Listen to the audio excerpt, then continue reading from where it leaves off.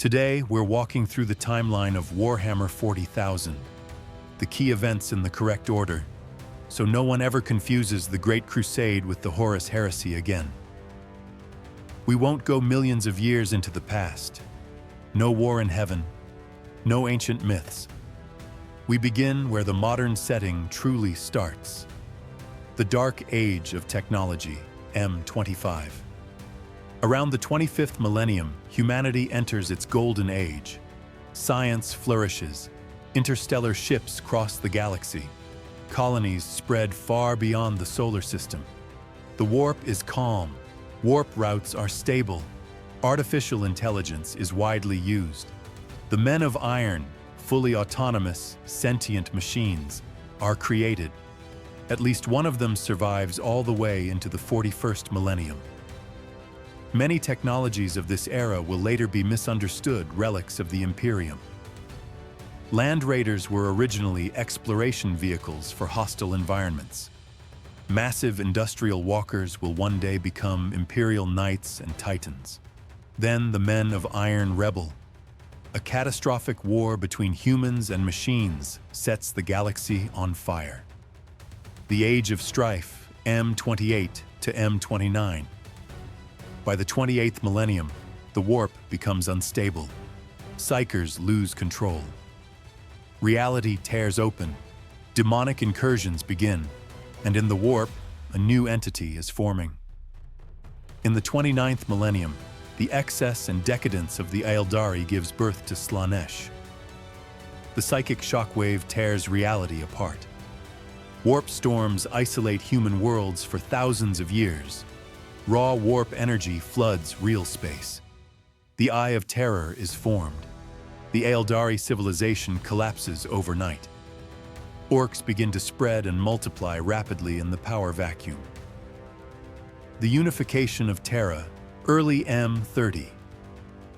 On Terra, humanity has fallen into techno-barbarism and chaos worship. Then the Emperor of Mankind reveals himself.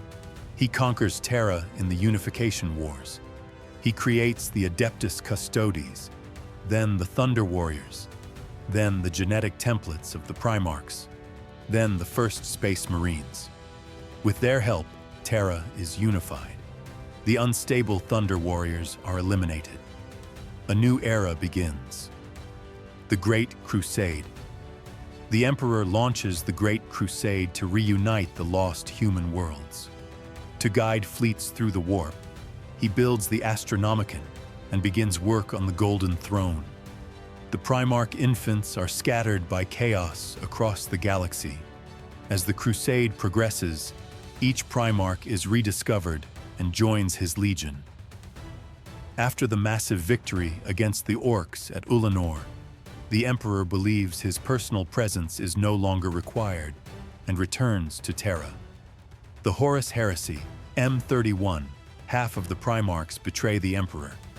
Led by Horus Lupercal, they turn to chaos.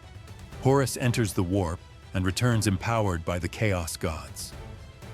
The traitor forces rush toward Terra. The Imperial Palace becomes a fortress. The siege of Terra begins.